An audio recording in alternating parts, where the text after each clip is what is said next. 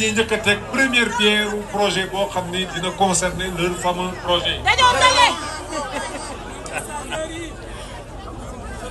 Sénégal nag on peut se ressaisir.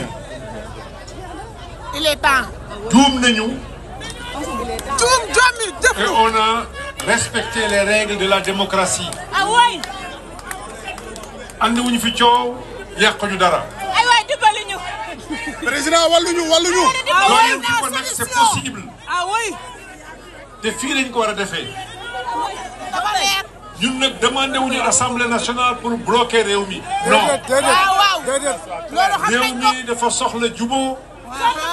réew mi dafa soxla liggéey. jàmm rek. réew mi dafa soxla ñu accélérer ko. jàmm rek. cohésion sociale. kon bu ngeen ñu joxee majorité dinañu tàllal loxo ñëpp. Inch'Allah. génne projet yi. outil financement bi. mu démarrer. bu ngeen ñu joxee majorité. je le dis ici à Guédiawaye. ñetti weer dinañu wàññi courant bi ak ndox mi.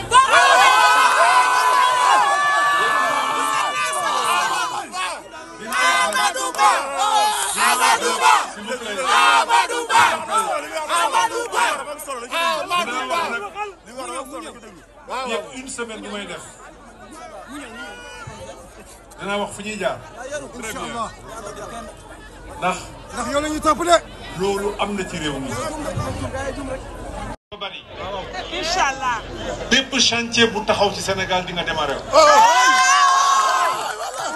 te bu ma leen ko waxee war ngeen ma gëm. def naa ko defati ko. xam naa fi ñuy jaar pour def ko. te Sénégal loolu la soxla. Sénégal soxlawul xuloo. Sénégal soxlawul xeex. Sénégal li mu soxla mooy ñu bokk ndey ak baay. Sénégal li mu soxla mooy ñu ànd ak yéen gunge leen ànd ak yéen defar réew mi. loolu am na fi. lii mooy homme d'état lii mooy homme d'état doo am de détail de jàmm rek.